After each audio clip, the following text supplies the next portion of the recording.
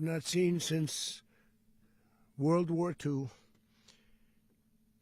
It was a force against a heavily fortified military fortress in the heart of Caracas to bring outlaw dictator Nicolas Maduro to justice. This was one of the most stunning, effective, and powerful displays of American military might and competence in American history. And if you think about it, we've done some other good ones like the attack on Soleimani, the attack on al-Baghdadi, and the obliteration and decimation of the Iran nuclear sites just recently in an operation known as Midnight Hammer, all perfectly executed and done. No nation in the world could achieve what America achieved yesterday, or frankly, in just a short period of time. All Venezuelan military capacities were rendered powerless as the men and women of our military, working with U.S. law enforcement, successfully captured Maduro in the dead of night. It was dark. The lights of Caracas were largely turned off due to a certain expertise that we have. It was dark and it was deadly. But captured along with his wife, Celia Flores, both of whom now face American justice. Maduro and Flores have been indicted in the Southern District of New York, it's Jay Clayton, for their campaign of deadly narco-terrorism against the United States and its citizens. I want to thank the men and women of our military who achieved such an extraordinary success overnight with breathtaking speed, power, precision, and competence. You rarely see anything like it. You've seen some raids in this country that didn't go so well. They were an embarrassment. If you look back to Afghanistan, or if you look back to the Jimmy Carter days, they were different days. We're a respected country again, like never before.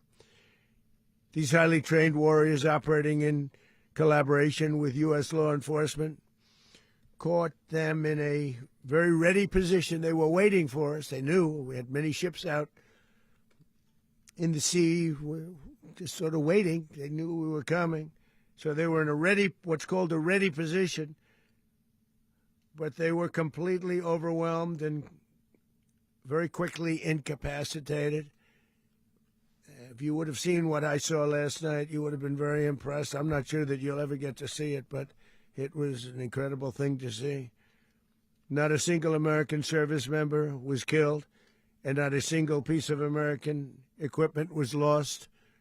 We had many helicopters, many planes, many people involved in that fight. But think of that, not one piece of military equipment was lost, not one service member was, more importantly, killed. The United States military is the strongest and most fearsome military on the planet by far, with capabilities and skills our enemies can scarcely begin to imagine. We have the best equipment anywhere in the world. There's no equipment like what we have, and you see that even if you just look at the boats. You know, we've knocked out 97% of the drugs coming in by sea. 90%. Each boat kills on average, 25,000 people. We knocked out 97%. And those drugs mostly come from a place called Venezuela. We're going to run the country until such time as we can do a safe, proper, and judicious transition. So we don't want to be involved with having somebody else get in, and we have the same situation that we had for the last long period of years. So we are going to run the country until such time as we can do a safe, proper, and judicious transition. And it has to be judicious because that's what we're all about.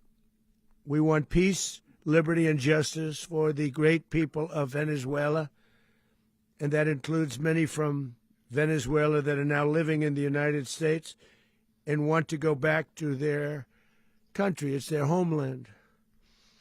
We can't take a chance that somebody else takes over Venezuela that doesn't have the good of the Venezuelan people in mind.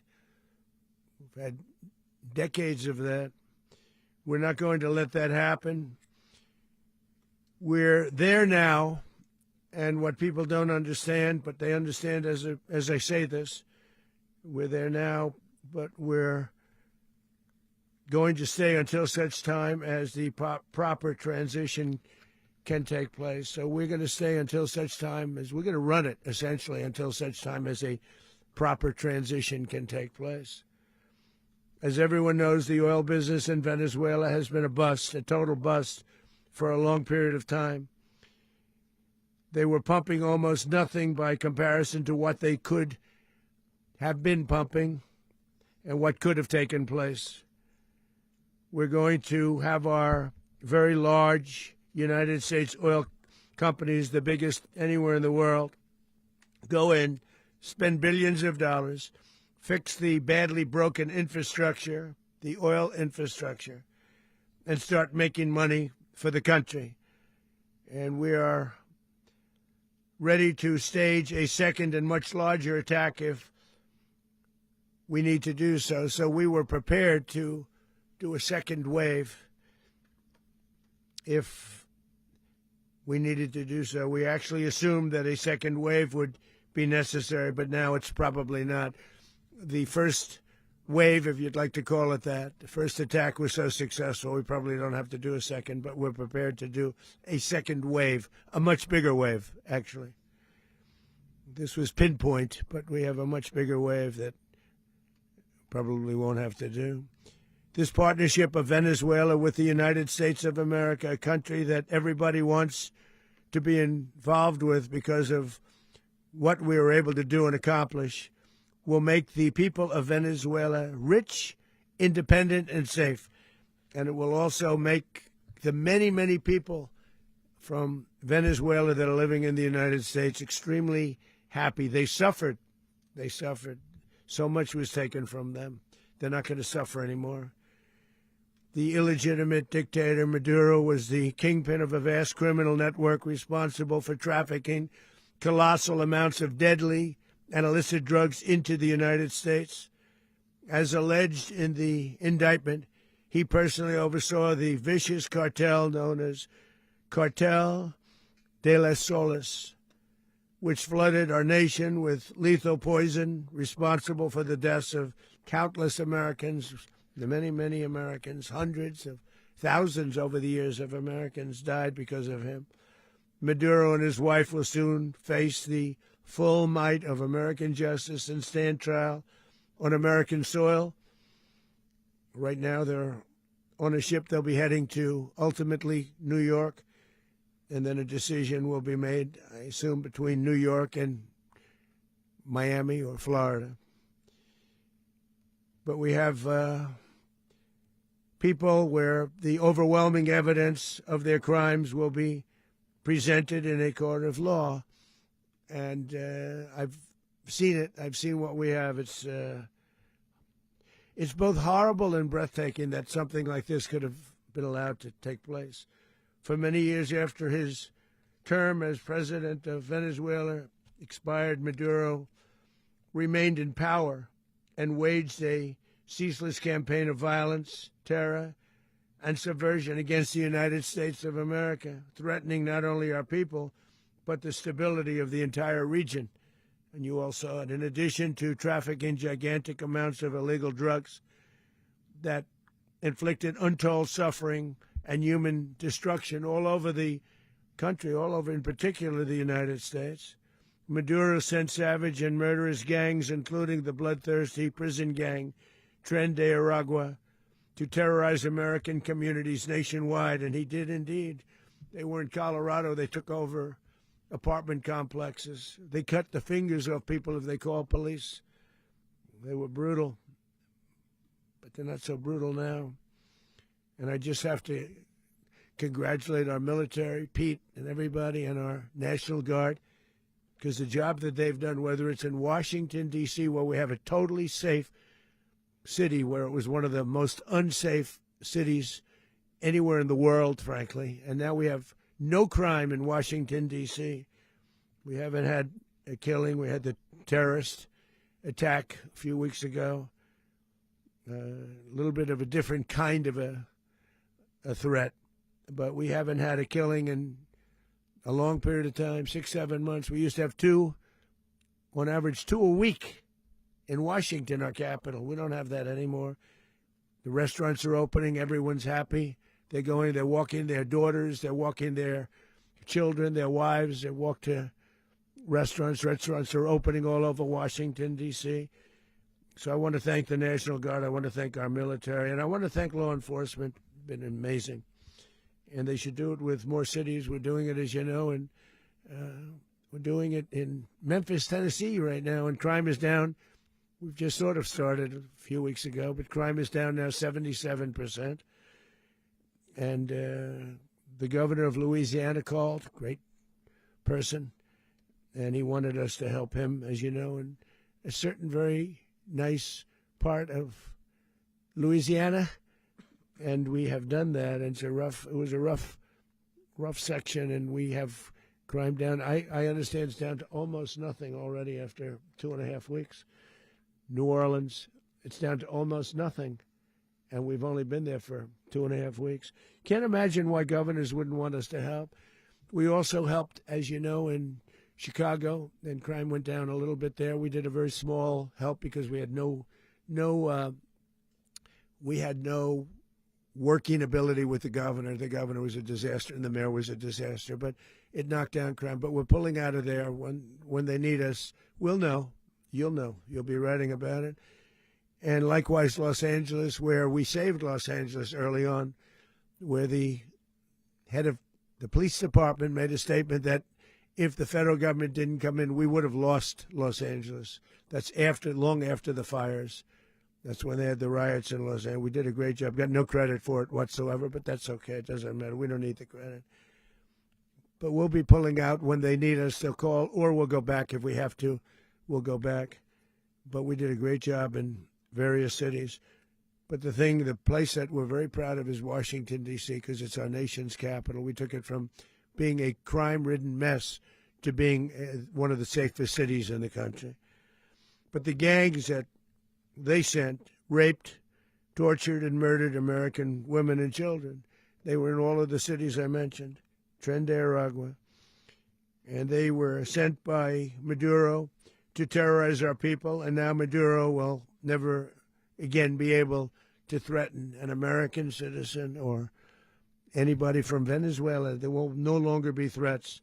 For years I've highlighted the stories of those innocent Americans whose lives were so heartlessly robbed by this Venezuelan terrorist organization. Really one of the worst. One of the worst, they say the worst. Americans like 12-year-old Jocelyn Nungary from Houston. Beautiful Jocelyn Nungary, what happened to her?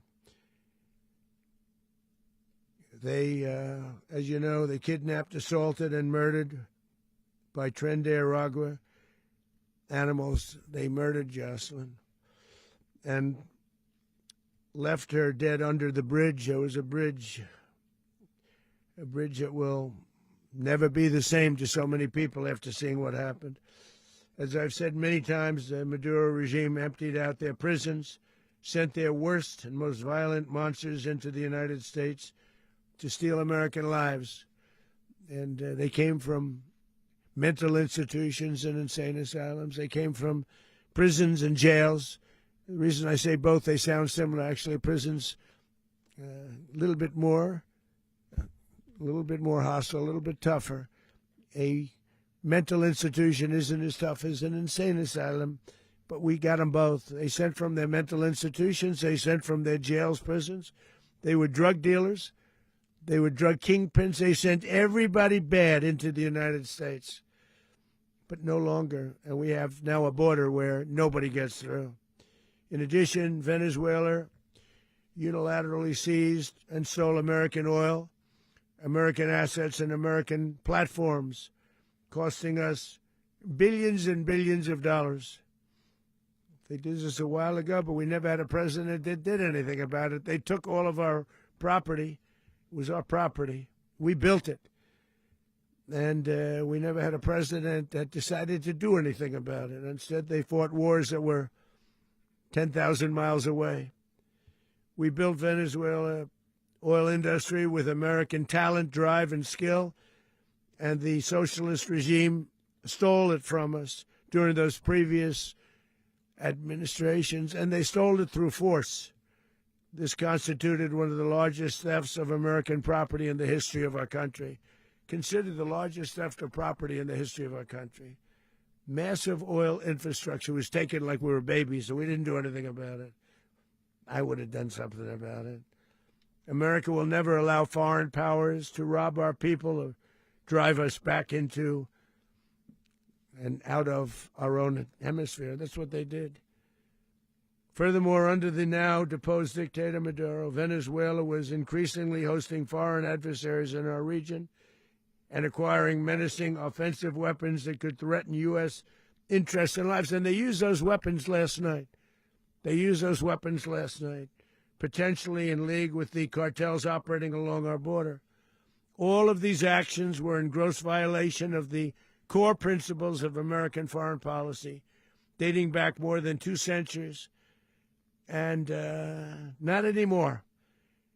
All the way back, it dated to the Monroe Doctrines, and the Monroe Doctrine is a big deal, but we've superseded it by a lot, by a real lot.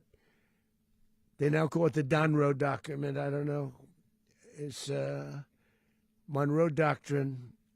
We sort of forgot about it. It was very important, but we forgot about it. We don't forget about it anymore. Under our new national security strategy, American dominance in the Western Hemisphere will never be questioned again. Won't happen.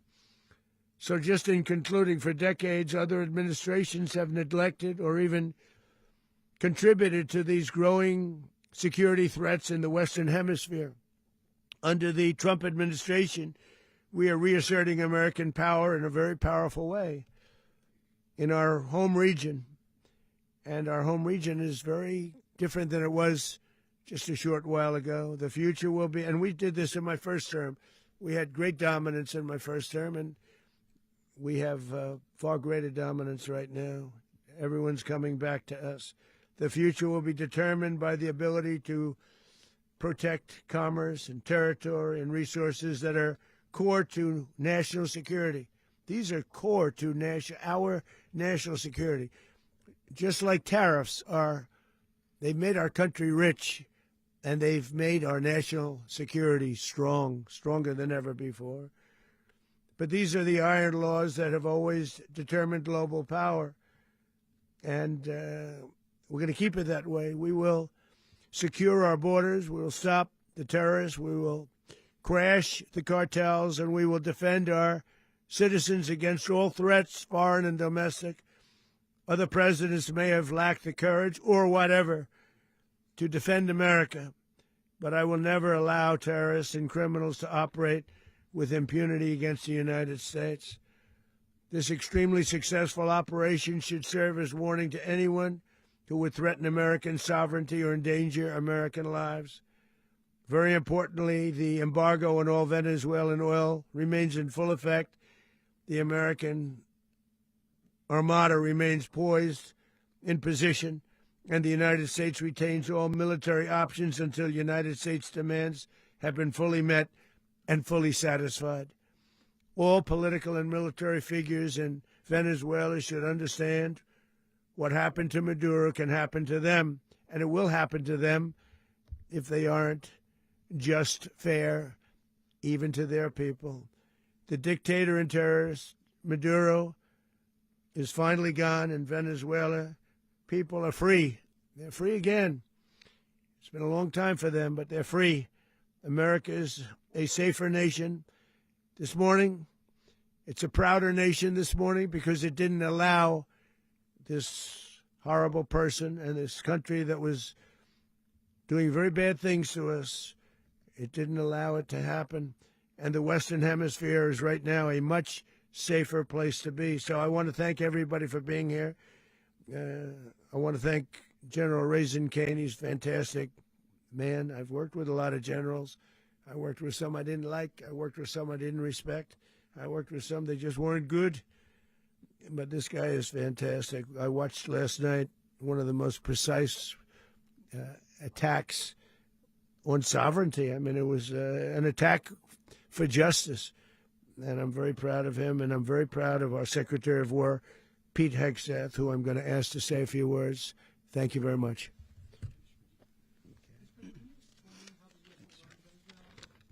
Well, thank you, Mr. President. Finally, a commander-in-chief the world respects and the American people deserve. And as the President said, words can barely capture the bravery and the power and the precision of this historic operation. A massive joint military and law enforcement raid flawlessly executed by the greatest Americans our country has to offer. American warriors are second to none, the best in the world and the best of our country. What all of us witnessed last night was sheer guts and grit, gallantry, and glory of the American warrior. I'm simply humbled by such men, and I tip my hat to our chairman, Dan Raisin Kane.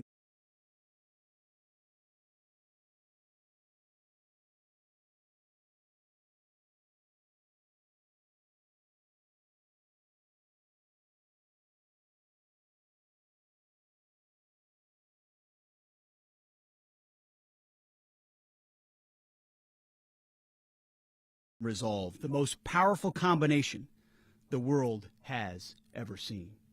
As the President said, our adversaries remain on notice. America can project our will anywhere, anytime. The coordination, the stealth, the lethality, the precision, the very long arm of American justice, all on full display in the middle of the night. Nicolas Maduro had his chance, just like Iran had their chance, until they didn't and until he didn't. He effed around, and he found out. President Trump is deadly serious about stopping the flow of gangs and violence to our country. Deadly serious about stopping the flow of drugs and poison to our people. Deadly serious about getting back the oil that was stolen from us. And deadly serious about reestablishing American deterrence and dominance in the Western Hemisphere. This is about the safety, security, freedom, and prosperity of the American people. This is America first. This is peace through strength. And the United States War Department is proud to help deliver it. Welcome to 2026. And under President Trump, America is back. I'd like to welcome now our chairman, Chairman Raisin Kane, to give a few more details about the operation. Mr. Chairman. Thank you, Mr. Secretary. Thank you, Mr. President, and good morning.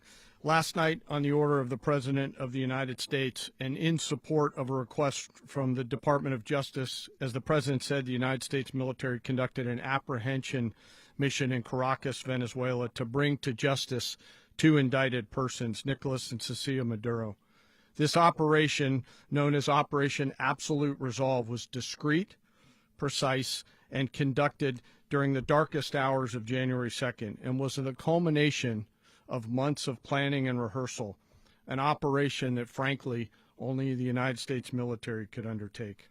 What I'd like to do this morning is talk to you through some of the preparation and the details without compromising any of our tactics, techniques, and procedures. There is always a chance that we'll be tasked to do this type of mission again. Our interagency work began months ago and built on decades of experience of integrating complex air, ground, space, and maritime operations. While the past 2 decades have honed the skills of our special operations forces, this particular mission required every component of our joint force, with soldiers, sailors, airmen, Marines, and Guardians working in unison with our intelligence agency partners and law enforcement teammates in an unprecedented operation. We leveraged our unmatched intelligence capabilities and our years of experience in hunting terrorists. And we could not have done this mission without the incredible work by various intelligence agencies, including the CIA, NSA, and NGA. We watched, we waited, we prepared, we remained patient and professional. This mission was meticulously planned, drawing lessons from decades of missions over the last many years, many missions over these last many years. This was an audacious operation that only the United States could do. It required the utmost of precision and integration within our joint force. And the word integration does not explain the sheer complexity of such a mission. An extraction so precise it involved more than 150 aircraft launching across the Western Hemisphere in close coordination, all coming together in time and place to layer effects for a single purpose: to get an interdiction force into downtown Caracas while maintaining the element of tactical surprise. Failure of one component of this well-oiled machine would have endangered the entire mission, and failure is never an option for America's joint force. Those in the air over Caracas last night were willing to give their lives for those on the ground and in the helicopters. Let me talk a little bit about the preparation. After months of work by our intelligence teammates to find Maduro and understand how he moved, where he lived, where he traveled, what he ate, what he wore, what were his pets, in early December, our force was set pending a series of aligned events. Key was choosing the right day to minimize the potential for civilian harm and maximize the element of surprise, and minimize the harm to the indicted personnel so, as the president said, they could be brought to justice. And as the president said earlier today, weather in Venezuela is always a factor this time of the year. And over the weeks through Christmas and New Year's, the men and women of the United States military sat ready, patiently waiting for the right triggers to be met and the president to order us into action. Last night, the weather broke just enough, clearing a path that only the most skilled aviators in the world could maneuver through. Ocean, mountain, low cloud ceilings, but when tasked with a mission, this organization does not quit. At 10:46 p.m. Eastern Time last night, the president ordered the United States military to move forward with this mission. He said to us, and we appreciate it, Mr. President, good luck and Godspeed. And those words were transmitted to the entire joint force. Over the course of the night, aircraft began launching from 20 different bases on land and sea across the Western Hemisphere. In total, more than 150 aircraft, bombers, fighters, intelligence, reconnaissance, surveillance, rotary wing were in the air last night. Thousands and thousands of hours of experience were airborne. Our youngest crew member was 20, and our oldest crew member was 49, and there's simply no match for American military might. As the night began, the helicopters took off with the extraction force, which included law enforcement officers, and began their flight into Venezuela at 100 feet above the water. As they approached Venezuelan shores, the United States began layering different effects provided by Spacecom, Cybercom, and other members of the interagency to create a pathway. Overhead, those forces were protected by aircraft from the United States Marines, the United States Navy, the United States Air Force, and the Air National Guard. The force included F-22s, F-35s, F-18s, EA-18s, E-2s, B-1 bombers, and other support aircraft, as well as numerous remotely piloted drones. As the force began to approach Caracas, the Joint Air Component began dismantling and disabling the air defense systems in Venezuela, employing weapons to ensure the safe passage of the helicopters into the target area. The goal of our air component is, was, and always will be to protect the helicopters and the ground force and get them to the target and get them home. As the force crossed the last point of high terrain where they'd been hiding in the clutter, we assessed that we had maintained totally the element of surprise. As the helicopter force ingressed towards the objective at low level, we arrived at Maduro's compound at 1:01 a.m. Eastern Standard Time, or 2:01 a.m. Caracas local time, and the apprehension force descended into Maduro's compound and moved with speed, precision, and discipline towards their objective and isolated the area to ensure the safety and security of the ground force while apprehending the indicted persons. On arrival into the target area, the helicopters came under fire, and they replied with that fire with overwhelming force in self-defense. One of our aircraft was hit but remained flyable, and as the President said earlier today, all of our aircraft came home, and that aircraft remained flyable during the rest of the mission. As the operation unfolded at the compound, our air and ground intelligence teams provided real-time updates to the ground force, ensuring those forces could safely navigate the complex environment without unnecessary risk. The force remained protected by overhead tactical aviation. Maduro and his wife, both indicted, gave up and were taken into custody by the Department of Justice, assisted by our incredible U.S. military with professionalism and precision, with no loss of U.S. life. After securing the indicted persons, the force began to prep for departure. Helicopters were called in to exfiltrate the extraction force, while fighter aircraft and remotely piloted aircraft provided overhead coverage and suppressive fire. There were multiple self-defense engagements as the force began to withdraw out of Venezuela. The force successfully exfiltrated and returned to their afloat launch bases, and the force was over the water at 3:29 a.m. Eastern Standard Time with indicted persons on board. And both Maduro and his wife were embarked aboard the USS Iwo Jima. In closing, what we've witnessed today is a powerful demonstration of America's joint force. We think, we develop, we train, we rehearse, we debrief, we rehearse again and again, not to get it right, but to ensure that we cannot get it wrong.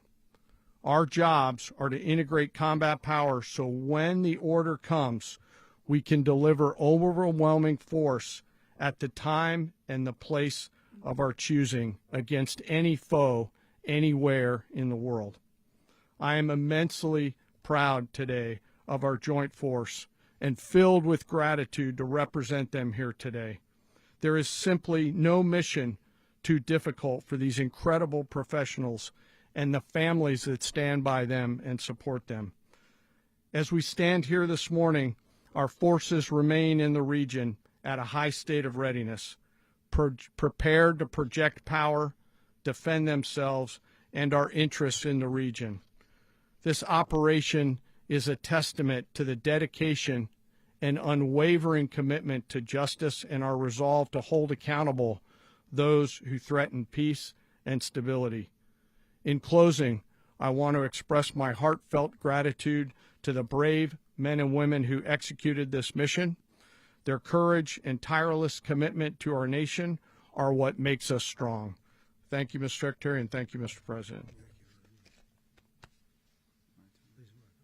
Well, I don't have much to add to what you've heard now, other than the following points. Nicolas Maduro was indicted in 2020 in the United States. He is not the legitimate president of Venezuela. That's not just us saying it. The first Trump administration, the Biden administration, the second Trump administration, none of those three recognized him. He's not recognized by the European Union and multiple countries around the world.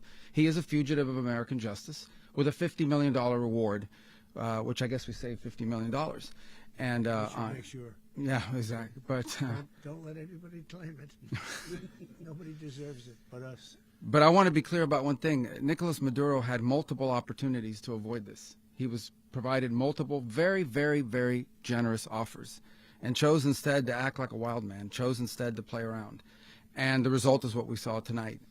The other message here is the following. You have a guy like many people around the world, they like to play games. You have a guy who decides he's going to invite Iran into his country, is going to, do the confiscation of American oil companies, is going to flood our country with gang members, is going to take Americans prisoner and try to hold them for hostage and trade them like he was able to do with the Biden administration.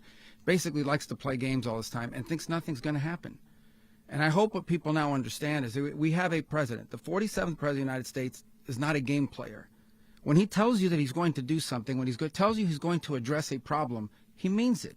He actions it. I can tell you, I've watched this process now for 14, 15 years, been around it. Everybody talks. I'm going to do this. I'm going to do that. When I get there, we're going to do this. We're going to take. This is a president of action. Like, I don't understand yet how they haven't figured this out. And now, if you don't know, now you know.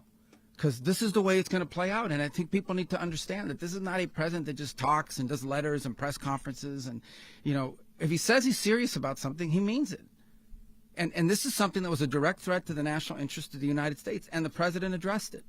There's a president of peace, by the way. I told you what I just said earlier. This guy had multiple opportunities to find his way somewhere else and figure out another. He could have been living somewhere else right now, very happy. But instead, he wanted to play big boy. And so now, he's got other sets of problems on his hands. And but I think that the message here should be for the world. Look, the president doesn't go out looking for people to pick fights with. He's not generally wants to get along with everybody. We'll talk and meet with anybody. But don't play games. Don't play games with this president's in office, because it's not going to turn out well. And so I hope that, I guess that lesson was learned last night, and we hope it'll be instructive moving forward. Is that a message for Cuba, Mr. President?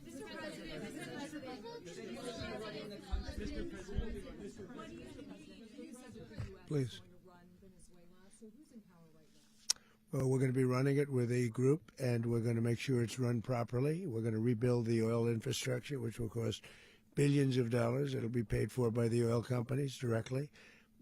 They will be reimbursed for what they're doing, but that's going to be paid. And we're going to get the oil flowing the way it should be. As you know, it was just a minor flow. It was actually a minor flow for what they have. But we're going to run it properly, and we're going to make sure the people of Venezuela are taken care of. We're going to make sure the people that were forced out of Venezuela by this thug are also taken care of.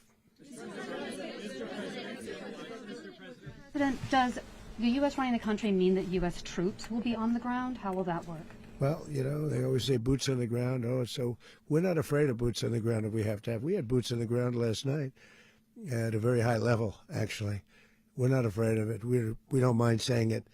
But we're going to make sure that that country is run properly. We're not doing this in vain. This is a very dangerous attack. This is an attack that could have gone very, very badly. Could have gone very badly. We could have lost a lot of people last night. We could have lost a lot of dignity. We could have lost a lot of equipment. The equipment is less important, but we could have lost a lot. And we're going to make sure that this is proper. We're there now. We're ready to go again if we have to. We're going to run the country right. It's going to be run very judiciously, very fairly. It's going to make a lot of money. We're going to give money to the people. We're going to reimburse people that were taken advantage of. We're going to take care of everybody. It's very important. We couldn't let them get away with it. They stole our oil. We built that whole industry there, and they just took it over like we were nothing. And we had a president that decided not to do anything about it. So we did something about it. We're late, but we did something about it. Yeah, please. Mechanism by which you're going to run the country? Are you going to designate a U.S. official to coordinate? Yes, it's all being done right now. We're designating people. We're talking to people. We're designating various people, and we're going to let you know who those people are. Would run Venezuela? Well, it's largely going to be for a period of time the people that are standing right behind me. We're going to be running it. We're going to be bringing it back. It's a dead, I talk about a dead country. A year and a half ago, we were a dead country. Now we're the hottest country anywhere in the world. We're a country doing better than any country anywhere in the world. And it required leadership. Venezuela has a lot of bad people in there, a lot of bad people that shouldn't be leading. We're not going to take a chance that one of those people take over for Maduro. So you can look at, and others, we have fantastic people, including people in the military.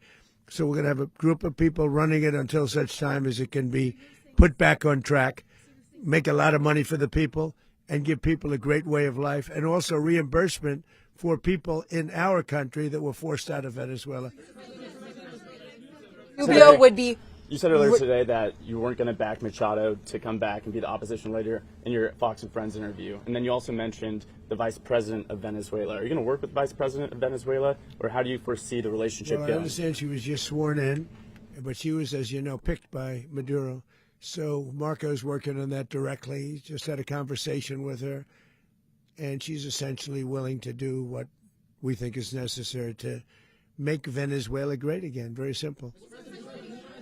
Mr. President, Colombian President Gustavo Petro, a couple weeks ago, he said he's got to watch his ass. And today, he said he's not concerned about anything happening to him in the aftermath of this operation. So, just what your message is well, about he that. has cocaine mills. He has factories where he makes cocaine. And, yeah, I think I stick by my first statement. He's making cocaine. They're sending it into the United States. So he does have to watch his ass. Mr. President, did you notify any members of Congress in advance? Marco, do you want to talk about that? Because you were involved in it. Sure. We call members of Congress immediately after. This was not the kind of mission that you can do congressional notification on. It was a trigger-based mission in which conditions had to be met night after night. We watched and monitored that for a number of days. So it's just simply not the kind of mission you can call people and say, hey, we may do this at some point in the next 15 days. But it's largely a law enforcement function. Remember, at the end of the day, at its core, this was an arrest of 2 indicted fugitives of American justice, and the Department of War supported the Department of Justice in that job. Now, there are broader policy implications here, but it's just not the kind of mission that you can pre-notify because it endangers the mission. Plus, if I could add one thing to that, Congress has a tendency to leak. This would not be good. If they leaked, General, I think it would have been maybe a very different result. But I have to say, they knew we were coming at some point, We had a lot of ships out there. They sort of knew we were coming. We went there. But Congress will leak, and we don't want leakers.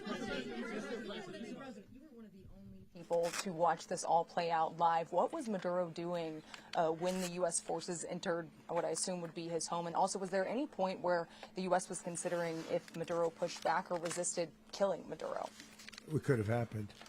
It could have happened. He was trying to get into a safe place. You know, the safe place is all steel.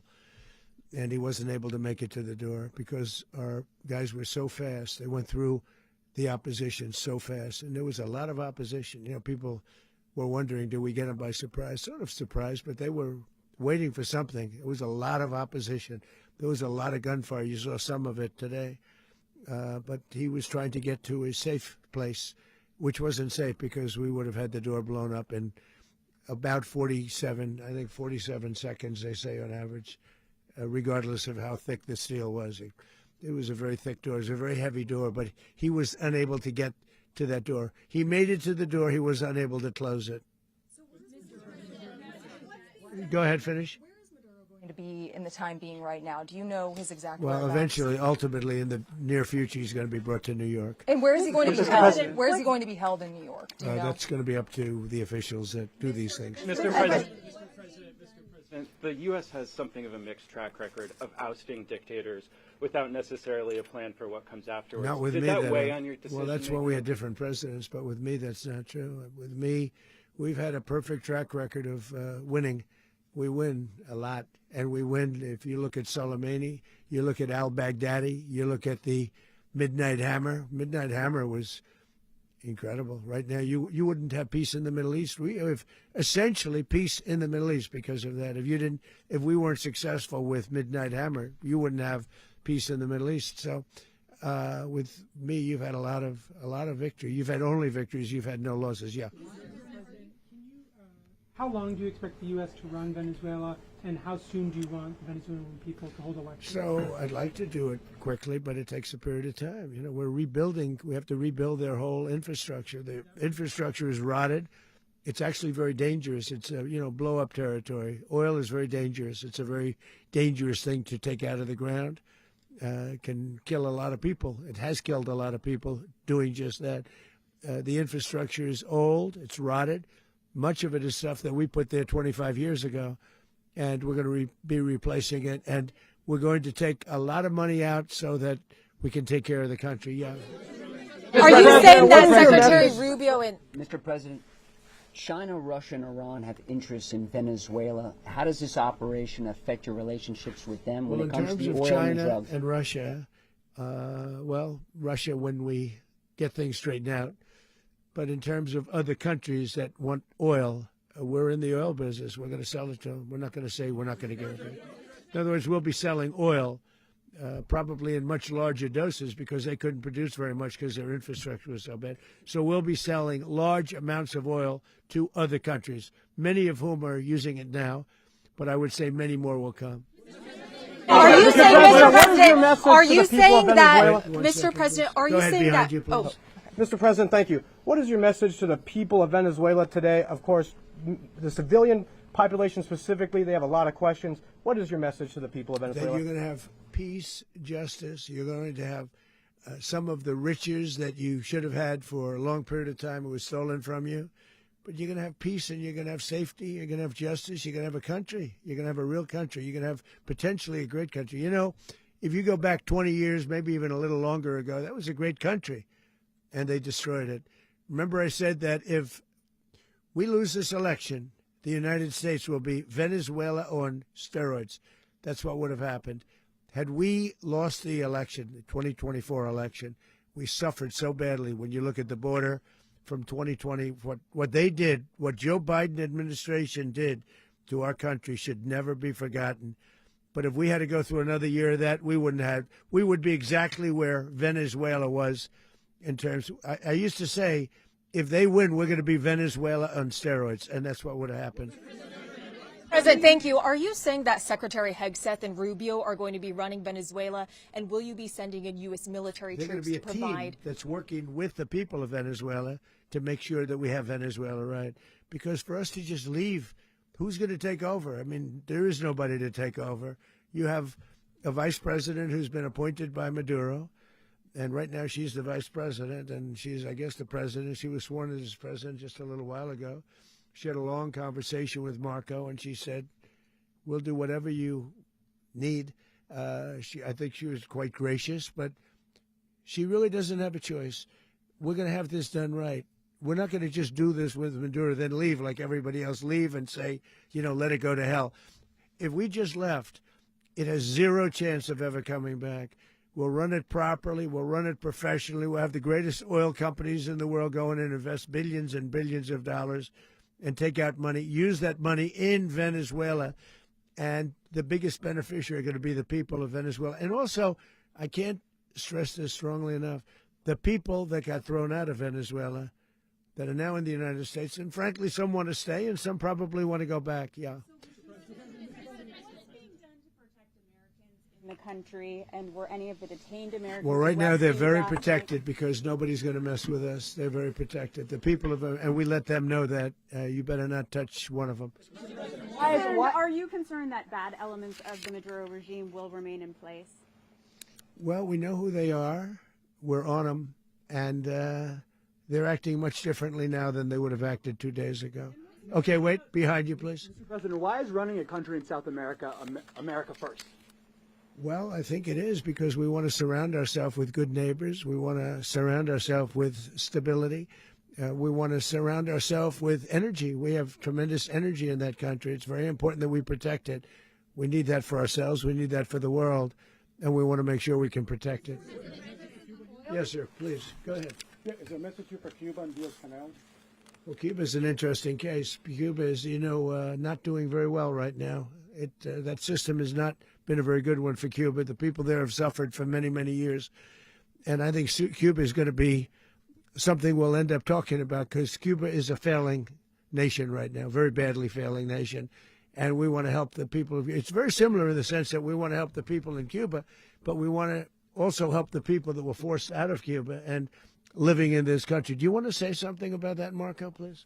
Well, I mean, I just gave you a statement a few minutes ago about when the president speaks, you should take him seriously. So suffice it to say, Cuba is a disaster. It's run by incompetent, senile men, and in some cases, not senile but incompetent nonetheless. It has no economy. It's in total collapse. And by the way, they were, all of the guards that helped protect Maduro. This is well known. Their whole spy agency, all that were full of Cubans. I mean, it's amazing. This poor island took over Venezuela in some cases. One of the biggest problems the Venezuelans have is they have to declare independence from Cuba that tried to basically colonize it from a security standpoint. So, yeah, look, if I lived in Havana and I was in the government, I'd be concerned, at least a little bit. Cutting off the oil flow to Cuba from Venezuela? Well, the president already announced a week ago that anything that's sanctioned, it's sanctioned oil, it's not going to be allowed to get there. So that's a pre-existing. The answer is yes. Yes.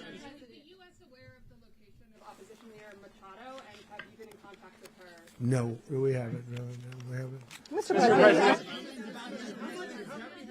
Mr. President, on Monday. Oh, I think it would be very tough for her to be the leader. She doesn't have the support within or the respect within the country. She's a very nice woman, but she doesn't have the respect to be the Mr. leader. President, is it possible that the U.S. ends up administrating Venezuela for years? Well, it won't cost us anything because the money coming out of the ground is very substantial, so it's not going to cost us anything. We will. Well, we want safety there. We want to be surrounded by countries that aren't housing all of our enemies all over the world. That's what that was happening, and you don't want to have that. But we're going to be rebuilding, and we're not spending money. The oil companies are going to go in. They're going to spend money. We're going to take back the oil that, frankly, we should have taken back a long time ago. A lot of money is coming out of the ground. We're going to get reimbursed for all of that. We're going to get reimbursed for everything that we spend. So it's going to be a very important. This is a very big evening that took place last night. We have to be surrounded by safe, secure countries, and we also have to have energy. Very important. We have to have energy that's real energy, not where they're getting 4% and 5% of the energy out of the ground. You take a look. It was such a disaster. So what's going to happen with Venezuela, I think, over the next period of a year, is going to be a great thing, and the people of Venezuela will be the biggest beneficiaries.